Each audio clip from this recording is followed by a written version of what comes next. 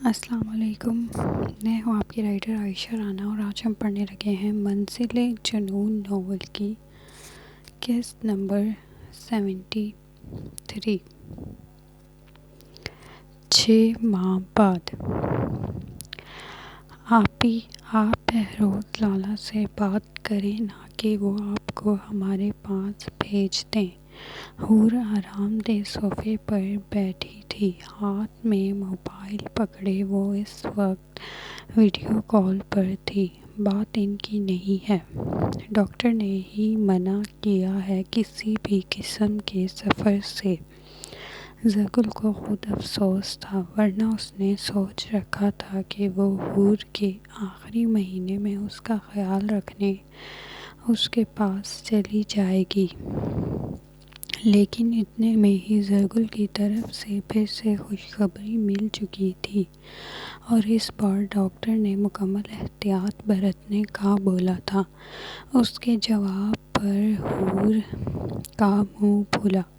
کسی کو ہمارا خیال ہی نہیں ہے، سب بس اپنی دنیا میں مگن ہیں۔ زرگل نے گہرا سانس بھرا، اس کے سب میں کون آتا تھا وہ جانتی تھی۔ کیا بات ہے؟ آج ریان لالا تمہارے ساتھ نہیں ہے؟ وہ حور سے بات کرتے ساتھ ساتھ سہرابیہ کے منہ میں ابلے ہوئے انڈے کے چھوٹے چھوٹے ٹکڑے کرتے اس کے منہ میں ڈال رہی تھی، جو بیڈ کا کنارہ پکڑے کھڑی تھی۔ جب سے اس نے چیزوں کے سہارے چلنا شروع کیا تھا، تب سے وہ ایک جگہ ٹکتی ہی کہاں تھی۔ اب بھی تھوڑا سا کھاتے وہ بیڈ کے ارد گرد پورا چکر لگا کے واپس آئی، اور پھر دوبارہ سے کھاتی۔ اس کھیل میں وہ خود ہی کھلکھلائے جا رہی تھی۔ انہیں فرصت ہی کہاں ہے جو ہمارا خیال آئے گا۔ اس کے لبوں سے شکوہ پھسلا۔ لاؤنج میں کام کرتی ملازمہ نے نفی میں سر ہلایا۔ ابھی تو سر 24 گھنٹے ان کے ساتھ چپکے رہتے ہیں، وہ بڑبڑائی۔ ریان کی غیر موجودگی میں حور کا خیال رکھنا اس کی ڈیوٹی تھی۔ اس نے دودھ کا بھرا گلاس حور کے سامنے لا کر رکھا تو اس نے کڑوا منہ بنایا۔ ایک تو انہوں نے مجھے اتنا کھلا کھلا کر موٹا کر دیا ہے۔ حور ہانسی سی اپنے بڑھے ہوئے پیٹ کو دیکھنے لگی۔ وہ اس وقت کھلی سی فراک پہنے ہوئے تھی، لیکن اس کے اندر پلتا وجود واضح تھا۔ کیا ہو گیا حور؟ اس حالت میں تو سب ایسے ہی دکھتے ہیں۔ چلو میں پھر بات کروں گی، ذرا سہرابیہ کو نہلا دوں۔ زرگل نے فون بند کرتے سہرابیہ کو پکڑا، جو نہانے کا نام سنتے ہی بھاگنے کو تھی۔ اب اس کی کلکاریاں عروج پر تھیں، نہانے سے اسے شدید جھڑک تھی۔ زرگل بنا کان دھرے اسے واش روم میں لے گئی۔ واپسی پر وہ گیلے بال اور بدن سمیت تولیے میں قید تھی۔ رونے کے باعث اب آنکھوں میں آنسو بھی چمک رہے تھے۔ کیوں رلایا میری بیٹی کو؟ اندر آتا بہروز تڑپ ہی تو گیا۔ تو کیا کروں؟ ایسے ہی گندا پھرنے دوں؟ پھر بیمار ہو جائے گی، تب بھی آپ ہی بولیں گے۔ وہ مگن سے اس کے بال خشک کرتے اسے کپڑے پہنانے لگی۔ ہٹو، میں تیار کرتا ہوں اپنی بیٹی کو۔ بہروز اسے پیچھے کرتا خود آگے آیا۔ سہرابیہ اسے مکمل اگنور کیے پاؤڈر کی بوتل سے چھیڑ چھاڑ کرنے لگی۔ یہ اس کا ناراضگی جتانے کا انداز تھا۔ اس کے بابا نے آج وقت پر آ کر اسے بچایا ہی نہیں تھا۔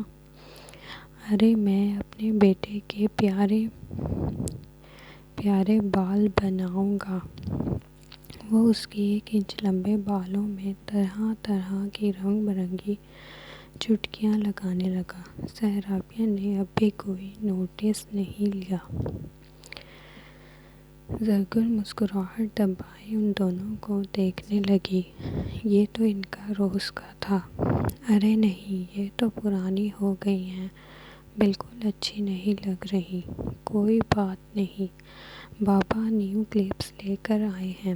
اس نے جھٹ سے اپنی جیب سے ایک پتا نکالا جس پر موتیوں سے جڑی پنس نے سہرابیہ کی توجہ کھینچی۔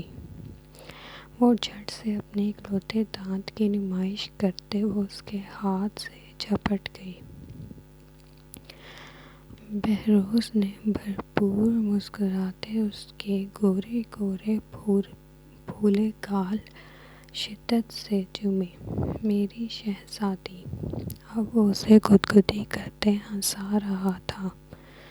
جتنا وہ روئی تھی اس سے زیادہ ہنس نہ لیتی تب تک بہروز کے دل کو سکون نہ ملتا۔ زرگل بھی ہنستے ان کے ساتھ شامل ہو گئی۔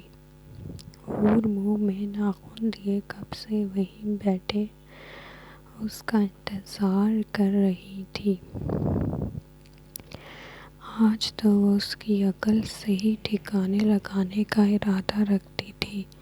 وہ اندر ہی اندر منصوبے بنا رہی تھی کہ تبھی وہ وائٹ پینٹ پر وائٹ انر شرٹ اور اوپر بھوری جیکٹ پہنے سامنے سے آتے دکھائی دیا تھا۔ اس کے بائسپس پہلے سے بھی زیادہ نمایاں تھے۔ وہ بے اختیار اسے دیکھتی چلی گئی۔ کیسی ہے میری روح کا سکون؟ وہ پاس آتے اس کی پیشانی پر شدت بھرا دیتے پیچھے ہٹا۔ کہاں تھے آپ؟ ہم رات سے انتظار کر رہے ہیں لیکن آپ کا کچھ اتا پتہ نہیں ہے۔ وہ اسے کڑے تیوروں سے گھور رہی تھی۔ ایک بہت ضروری کام تھا، اگر جانا اہم نہ ہوتا میں کبھی وہ اسے کڑے تیوروں سے گھور رہی تھی۔ ایک بہت ضروری کام تھا، اگر جانا اہم نہ ہوتا میں کبھی تمہیں چھوڑ کر جاتا۔ وہ اس کے ساتھ جڑ کر بیٹھتے اس کا سر اپنے سینے سے لگا گیا، پر وہ بنا ہچکچائے اسے دھکا دیتے پیچھے ہٹا گئی۔ کون سا ضروری کام اور کس کے ساتھ تھا یہ کام؟ حور کا دل رات سے ہی وسوسوں میں گھرا تھا۔ جیسا تم سوچ رہی ہو ویسا کچھ نہیں ہے۔ ریان کو بھی غصہ آیا۔ ہم کیسے یقین کر لیں؟ کیا پتہ آپ کس کے ساتھ کیا کر رہے تھے؟ وہ بے رخی سے چہرہ موڑ گئی۔ کیا مطلب اس بات کا؟ اس کا لہجہ سرد ہوا۔ وہی جو آپ سمجھے ہیں۔ ہم نے پہلے بھی کہا تھا رات کو دیر سے مت آیا کریں، ہم نہیں کر سکتے برداشت، لیکن آپ کو کوئی پرواہ نہیں۔ پھر ساری رات غائب تھے، اگر ہم پیچھے سے مر جاتے پھر ٹھیک؟ حور! ریان نے غصے میں میز پر پڑا دودھ سے بھرا گلاس اٹھاتے زمین پر پٹکا۔ کانچ ٹوٹنے کی آواز لاؤنج میں گونجی۔ حور ایک پل کو سہمی۔ ریان ضبط سے اسے دیکھ رہا تھا۔ اس کو تو وہ ایک انگلی بھی لگانے سے قاصر تھا، لہٰذا اسے خاموش کرانے کے لیے یہی حل نظر آیا۔ اگر میں کچھ کہتا نہیں ہوں تو اس کا مطلب یہ نہیں کہ تم جو دل میں آئے بولتی رہو۔ اس طرح کی بات کر کے تم ہر دفعہ میرے کردار پر سوال اٹھاتی ہو۔ مجھے کتنی تکلیف ہوتی ہے اندازہ بھی ہے، اور آئندہ تمہاری زبان پر مرنے کی بات آئی تو میرا بہت برا روپ دیکھو گی۔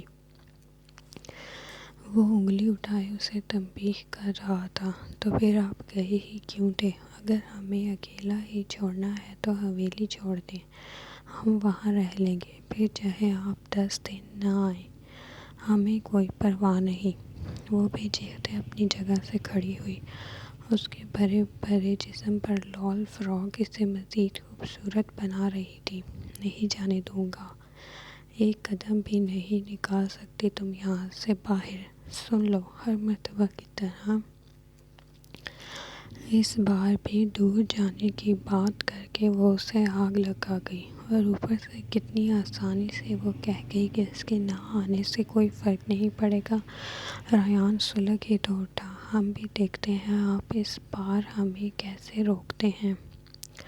ہم جا رہے ہیں، ابھی بہروز لالا کو کال کرتے ہیں، وہ ہمیں لے جائیں گے یہاں سے۔ وہ اپنا فون اٹھاتے واقعی نمبر ڈائل کرنے لگی۔ ریان نے جھنجھوڑتے اپنے بالوں میں ہاتھ پھیرا۔ بہت شوق ہے نہ جانے کا، چلی جانا، لیکن پہلے اپنا فرض پورا کرو۔ وہ اس کے ہاتھ سے فون چھینتے صوفے پر اچھال گیا۔ ریان، اس نے غصے سے پیر زمین میں مارا۔ وہ پل میں فاصلہ طے کرتے اسے تھام گیا۔ دور ہٹی۔ وہ بے رحمی سے اس کے سینے میں ناخن چبھو گئی۔ آہ میری ظالم بیوی! وہ شدت سے اس پر جھک گیا۔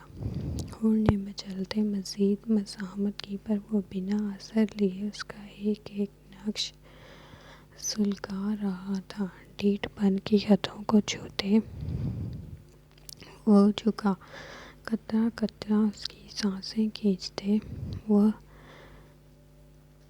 دانتوں تلے دبا گیا۔ حور نے تڑپ کر اس کا کالر دبوچا، پر وہ سارے لحاظ بالائے طاق رکھتے اس کی آتی جاتی سانسوں پر حکمرانی کر رہا تھا۔ حور نے بالآخر ہار مانتے اس کی گردن میں باہیں حمائل کیں۔ ریان فتح یابی سے مسکراتے اس کو آزادی بخش گیا۔ حور نے گہرے سانس بھرتے اسے مزید سنانی چاہی، پر اس کی گستاخیاں بڑھنے لگیں۔ حور شرم سے سرخ گندھاری ہوئی۔ سبھی الفاظ ذہن میں گڈ مڈ ہوئے، بس دل تیزی سے اس شخص کے حصار میں دھڑکنے لگا۔ کمرے میں چلتے ہیں میری خوبصورت جادوگرنی، پھر میں تمہیں بتاتا ہوں کہ میں تمہارے بغیر ایک پل بھی نہیں رہ سکتا۔ اور تم دور جانے کی بات کرتی ہو، میرا دل دکھانے میں کبھی پیچھے نہیں رہتی۔ وہ احتیاط سے اسے اپنی گود میں اٹھا گیا۔ ہمیں نہیں جانا، وہ منمنائی۔ ارے میری جان ابھی تک ناراض ہے مجھ سے۔ وہ کمرے میں داخل ہوتے اسے بستر پر لٹا گیا۔ اس کی طبیعت کی وجہ سے وہ نیچے والے کمرے میں شفٹ ہو چکے تھے تاکہ اسے سیڑھیوں کا مسئلہ نہ ہو۔ اچھا میں معافی مانگتا ہوں، سوری۔ وہ واقعی اپنے کان پکڑ گیا۔ آئندہ میری توبہ جو رات کو دیر سے بھی آیا تو۔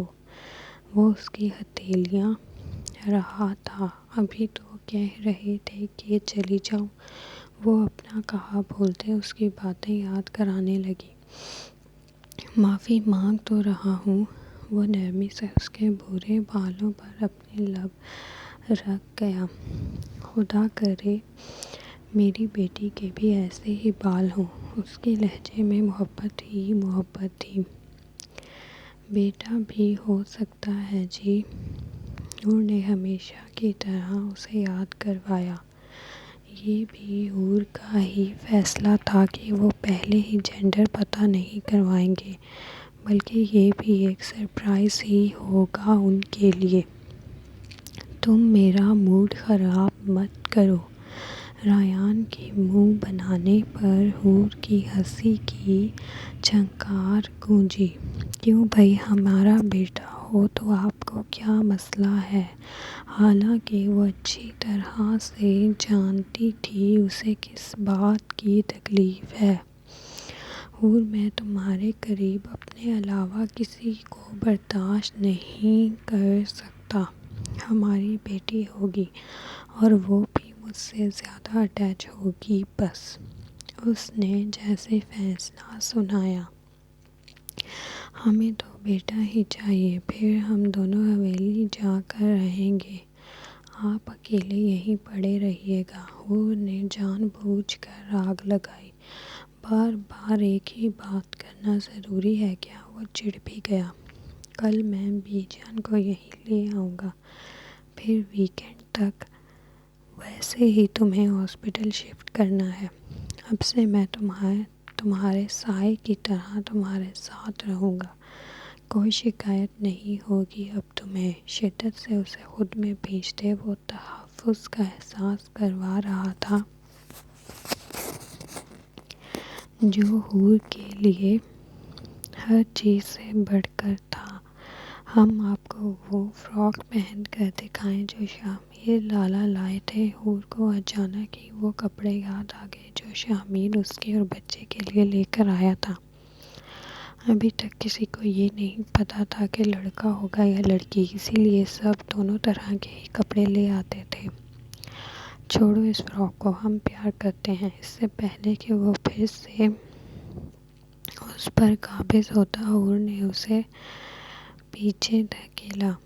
ریان نے ضبط سے آنکھیں میچ لیں۔ بس کچھ دن اور پھر میں تمہاری عقل ٹھکانے لگاؤں گا۔ وہ دل میں سوچ ہی سکا۔ آپ چپ چاپ یہاں بیٹھو، ہم چینج کر کے آتے ہیں۔ وہ ایکسائٹیڈ سی ڈریسنگ روم کی جانب بڑھ گئی۔ نارنجی رنگ کا موتیوں سے بھرا قیمتی لباس نکالتے اس نے اپنے ساتھ لگایا۔ دیکھنے میں تو بے حد حسین تھا۔ نارنجی رنگ کا موتیوں سے بھرا قیمتی لباس نکالتے اس نے اپنے ساتھ لگایا۔ دیکھنے میں تو بے حد حسین تھا۔ ریان کا سوچتے اس کے گال سرخ ہوئے۔ وہ لانگ فراک تھی جسے پہنتے ہی اس کا پیٹ بال کنگھی کرتے اس نے ریان کی پرفیوم اٹھاتے خود پر چھڑکی۔ لبوں پر پنک لپ گلوس لگاتے اس نے نیل پالش اٹھائی۔ ارادہ ریان سے لگوانے کا تھا۔ وہ خوشی خوشی خود کو آئینے میں دیکھ رہی تھی۔ لگ ہی نہیں رہا تھا وہ کچھ دیر پہلے اپنے شوہر سے لڑ جھگڑ رہی تھی اور اب اسی کے لیے تیار ہو رہی تھی۔ شال اٹھاتے وہ واپس مڑی کہ تبھی شال کا کونا اس کے پیر کے نیچے آیا۔ اگلے قدم پر ہی وہ ڈگمگائی۔ لمحے کے 1000ویں حصے میں اس کا دل خوف سے سکڑا۔ وہ چاہ کر بھی توازن برقرار نہ رکھ سکی۔ منہ کے بل گرتے اس کا پیٹ فرش پر لگا۔ درد کی ایک تیز دھار اور پھر تکلیف ہی تکلیف۔ اس کی چیخیں ڈریسنگ روم میں گونج اٹھیں۔ ریان وہ اپنے پہلو پر ہاتھ رکھتے سیدھا ہونے کی کوشش کرنے لگی، لیکن تکلیف اتنی شدت کی تھی کہ وہ ذرا سا بھی ہلنے سے قاصر تھی۔ ریان آنسو آنکھوں سے پھسلتے جا رہے تھے پر وہ نہیں آ رہا تھا۔ وہ کیوں نہیں آ رہا تھا؟ ریان نے گن گن کر 10 منٹ بمشکل پورے کیے۔ اب کیا کر رہی ہے یہ لڑکی؟ وہ تنگ آتے اٹھ کھڑا ہوا۔ اس کا دل کہہ رہا تھا آج وہ اسے اپنے حصار میں قید رکھے، ایک پل کے لیے بھی نظروں سے دور نہ ہونے دے۔ بس بہت ہوا، وہ چڑ کر بولتے ڈریسنگ روم کا دروازہ کھول گیا۔ وہ فرش پر اوندھے منہ گری تھی۔ اس کے بھورے کھلے بالوں نے اس کا چہرہ ڈھانپ رکھا تھا، لیکن وہ پھر بھی اس کی آنکھیں دیکھ سکتا تھا جو آدھی کھلی تھی، ان میں آنسو ٹھہرے تھے۔ درد و تکلیف سے وہ سرخ تھیں۔ اس کی بے یقین نگاہیں بے ساختہ اس کے پہلو پر اٹکی۔